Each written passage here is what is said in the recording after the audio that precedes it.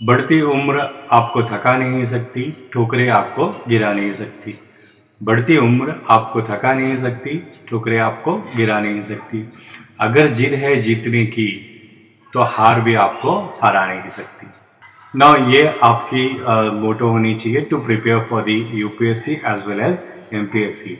But मैं right now इसको discuss कर रहा हूँ because it is a strategy of the RBI to fight against the COVID-19 and the economic slowdown that was created because of the COVID-19. Now अगर हम IMF की बात करें तो IMF ने इसे एक नया नाम दिया है द ग्रेट लॉकडाउन। और IMF का मानना है कि world economy is going to lose $9 trillion by 2020 and 2021।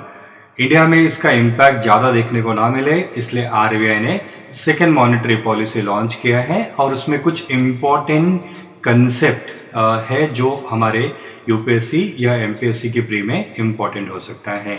So in this video I am going to discuss first what is reverse repo rate and why RBI reduce it.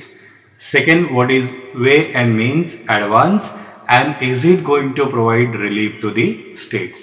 And third important concept, long-term repo rate. This is certainly very important. So without any delay, let's begin the discussion. Now, first important concept which I am going to discuss is the reverse repo rate. अगर हम news के बारे में बात करें तो मार्च में RBI ने रिवर्स रेपो रेट को 90 बीपीएस पॉइंट से कम करके 4% किया था और उसे फर्दर सेकेंड मॉनेटरी पॉलिसी में रिड्यूस करके इसे 3.75% कर दिया। तो यहाँ पे एक सवाल आता है कि आरबीआई ने रिवर्स रेपो रेट को कम क्यों किया। If you want to understand this, first we have to understand what is a reverse repo rate. The economical definition of the reverse repo rate, it is the rate at which commercial bank give their money to the RBI. It is a policy instrument that is used by the RBI to increase or decrease the money supply. Obviously, this is very difficult for the non-economic background student to understand this. So let's understand this concept in a simple term with the help of diagram. अगर हम money supply की बात करें तो there are three important player, first RBI, then we have commercial bank and finally we have the people और the corporate.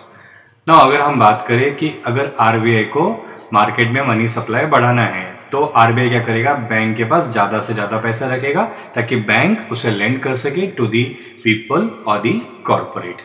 Now you can see in the diagram, ऊपर जो मैंने दिखाया है वो है repo rate. What is repo rate? It is the rate at which RBI give money to the commercial bank and the commercial bank then lend this money to the corporate and the individuals.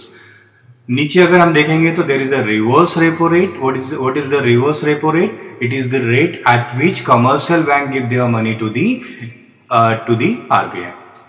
Now अब दोस्तों मुझे ये बताओ कि अगर RBI को money supply बढ़ाना है तो रिवर्स रेपो रेट को आरबीआई बढ़ाएगा या कम करेगा।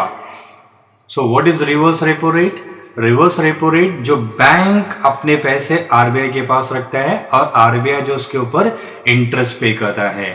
तो फॉर एग्जाम्पल अगर इंटरेस्ट ज्यादा होगा तो बैंक क्या करेगा, ये पैसा अपना लोगों को देने के बदले आरबीआई के पास रखेगा। अगर इंटरेस्ट कम होगा तो आरबीआई के पास बैंक अपने पैसे नहीं रखेंगे, they will lend this money to the corporate and the people. Now what is the news? RBI ने मार्च में 90 बीपीएस पॉइंट से रिवर्स रेपो रेट को कम किया था और अभी उन्होंने फर्दर 25 बीपीएस पॉइंट से कम करके इसे 3.75 कर दिया। Now you can understand why.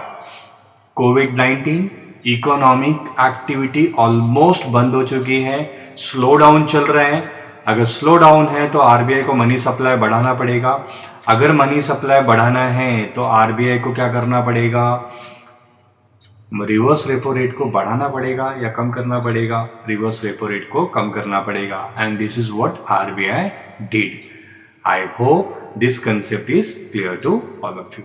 Now यहाँ पे एक बहुत बड़ा सवाल ये आता है कि आरबीआई ने जब मार्च में 90 बीपीएस से रिवर्स रेपो रेट को कम किया था, तो why again in the second monetary policy they have reduce it via 25 BPS point to make it 3.75%. The answer is very simple. अगर हम लोग बात करें, अभी भी बैंक ने अपने 6.9 लाख करोड़ आरबीआई के पास रखे हैं और आरबीआई इस पे क्या पे करेगा, रिवर्स रेपो रेट जो 4% था. इवन दो आरबीआई ने 90 बीपीएस पॉइंट से कम किया था, 6.9 लाख करोड़ बैंकों के आरबीआई के पास है. आरबीआई चाहता है कि आरबीआई से ये पैसा बैंक निकाल ले और ये मार्केट में सप्लाई कर दे. तो आरबीआई ने यहाँ पे क्या किया, जो रेट है, रेट इंटरेस्ट रेट उसको कम कर दिया है. अब ये इंटरेस्ट रेट कम करने से क्या होगा, फॉर एग्जाम्पल बैंक अपने ये पैसे आरबीआई से निकालेंगे और अपने पास रखेंगे. ऑब्वियसली बैंक इसे अपने पास नहीं रखेंगे, they will lend it to the people, जिससे मार्केट में मनी सप्लाई बढ़ जाएगी. I hope this actions of RBI is now clear to all of you. Second important point which I am going to discuss is the way and means advance. अगर हम news की बात करें तो RBI ने इसे मार्च में जो लिमिट होती है उसको 30% बढ़ा दिया था और सेकेंड मॉनेटरी पॉलिसी में इस लिमिट को उन्होंने 30% से 60% कर दिया है. If we have to understand कि आरबीआई ने ये क्यों किया, तो पहले हमें समझना पड़ेगा वे एंड मीन्स एडवांस क्या है. Let's discuss WMA. It is the facility under which central plus state government they can borrow temporary mismatch between their income and the expenditure. Again, it is very difficult to understand because it's a economical definition. So let's discuss this in a simple term. Suppose हमारा expenditure 50,000 हो गया but हमारा income 40,000 है. So there is a mismatch of 10,000. तो ये 10,000 कहाँ से आएगा, आपको अपने किसी रिच फ्रेंड को पकड़ना पड़ेगा जिससे आप एडवांस ले सको. सिमिलरली अगर सेंट्रल गवर्नमेंट और स्टेट गवर्नमेंट के एक्सपेंडिचर प्लस इनकम के बीच में मिसमैच क्रिएट होता है तो ये किससे पैसा लेंगे, इनका रिच दोस्त कौन है, it is the RBI. So in case of mismatch between the income and the expenditure, the central and the state government they borrow money from the RBI. I hope way and means is clear to all of you. Now all of you know RBI was created by the Government of India Act 1935 and similarly RBI have its own act, RBI Act 1934. Under RBI Act 1934 it talks about the way and means advance. In case of mismatch between the expenditure and the income, the central and the state government they can borrow from the RBI. But the advance, जैसे आपने अपने दोस्त से advance लिया है तो आपको उस पैसे को रिटर्न करना पड़ेगा. Similarly central government and the state government they have to pay this advances back to RBI within 3 months. This is very important fact for the pre-2020.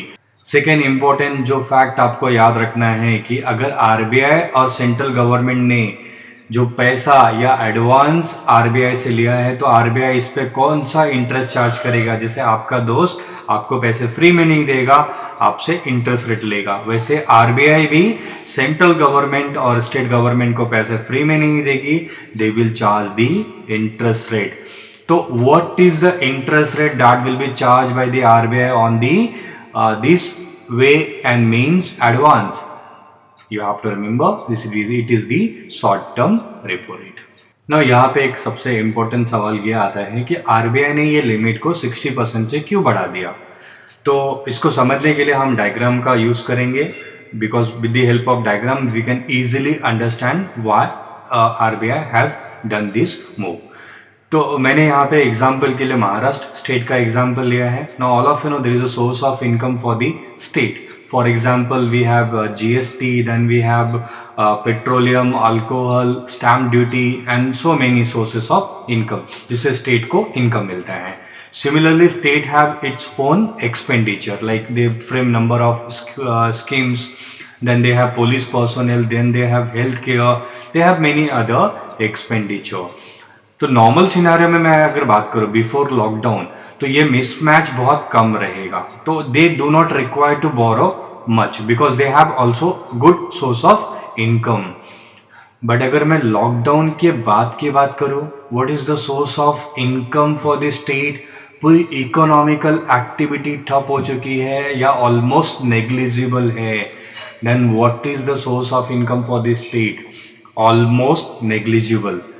But expenditure की अगर मैं बात करूं तो स्टेट का एक्सपेंडिचर बढ़ गया है, बिकॉज जो पहले स्टेट गवर्नमेंट स्पेंड कर रही थी like police personal and so on, वो तो अभी भी वो स्पेंड कर रहे हैं। फॉर एग्जाम्पल वो सैलरी अभी भी एम्प्लॉयज को दे रहे हैं, लेकिन उसके साथ स्टेट का नया भी एक्सपेंडिचर आ गया, लाइक नए नए हॉस्पिटल वो बना रहे हैं। For example ventilator, testing kits, rehabilitation centres. तो इससे क्या हो रहा है, स्टेट का एक्सपेंडिचर बढ़ गया है। नाउ इनकम सोर्स नेग्लिजिबल हो रहा है एंड द एक्सपेंडिचर बढ़ गया, तो what is happening, the mismatch, there is a increase mismatch between the income and the expenditure. Now what happen if there is a mismatch between the income and the expenditure, the obviously state is going to borrow under the way and means advance. So COVID-19 की problem से लड़ने के लिए now the states are facing the financial crunch, and that is why RBI has increased this limit by 60%, ताकि state को ज्यादा से ज्यादा पैसे दिए जा सके और वो इस पैसे का यूज करके जो एक्सपेंडिचर उनका बढ़ गया है उसको वो पूरा कर सके। स्टेट उस पोजीशन में हो कि कोविड-19 के पैंडेमिक को वो अच्छे तरीके से टैकल कर सके। अगर हम इकोनॉमिकल डेटा के रूप में बात करें तो earlier the state, all the state used to get 32,000 crore to fulfill this mismatch between the income and the expenditure. अब 60% बढ़ाने के बाद approximately now the state is going to get somewhere 51,000 crores. तो जो उनकी इंक्रीज एक्सपेंडिचर है to fight against the कोविड-19 pandemic, उसको वो आसानी से उसको पूरा कर सके। I hope now this is clear to all of you कि why RBI has increased the way and means advance by 60%. Now there is a very important fact which you have to remember. The RBI has appointed Sudhir Srivastava committee to review the way and means advances for the state and the UT. तो UPSC या MPSC आपको directly पूछ सकता है कि Sudhir Srivastava committee which was formed recently, it is connected with which of the following? The answer is clear, way and means advance. Now let's move out to the next concept, and which is very important one, long term repo rate. Now you will say, sir, always you taught in the class that repo rate is a short term, now you are saying long term. Now that is why I said this is important concept. Now जहाँ पे confusion ज़्यादा होता है, that is the perfect breeding ground for the UPSC और MPSC, और ऐसे topic पे questions ज़्यादा आते हैं. So this year obviously long term repo rate is very important. To understand what is long term repo rate, let's first discuss the repo rate. What is the repo rate? It is the rate at which RBI give money to the commercial bank. Now for how many days? Generally for 0 to 28 days, but it can be extended up to 1 year. Now what is long term repo rate? Same concept, but repo rate is applicable just less than a year. Long term repo rate is applicable for mostly 1 to 3 years. That is the only difference between the repo rate and the reverse repo rate. अगर हम लोग बात करें सबसे पहले long term repo rate किसने use किया था, तो यूरोपियन सेंट्रल बैंक ने 2008 में जो डिप्रेशन था उसको फाइट करने के लिए उन्होंने सबसे पहले यूज़ किया था. नाउ अगर मैं डिस्कस करूँ रेपो रेट, तो repo rate is generally for short term, और बैंक क्या करते हैं, under repo rate they do not invest. लेकिन लॉन्ग टर्म रेपो रेट का यहाँ पे क्या होता है, बैंक को जो आरबीआई पैसा देता है वो 1 से 3 साल के बीच में होता है. तो यहाँ पे बैंक के पास एक अपॉर्चुनिटी होती है कि वो इसे इन्वेस्ट करे, क्योंकि उनको काफ़ी देर के बाद इसे वापस देना है. तो यहाँ पे क्या होता है, बैंक इन्वेस्ट करता है under the long term repo rate. तो this is what RBI want. RBI want bank to invest in the corporate bond, ताकि कॉर्पोरेट को पैसा मिले और कॉर्पोरेट अपने प्रोडक्शन को बढ़ाए, और जब प्रोडक्शन बढ़ेगा तो ये स्लो डाउन ऑटोमेटिकली धीरे धीरे कम होता जाएगा.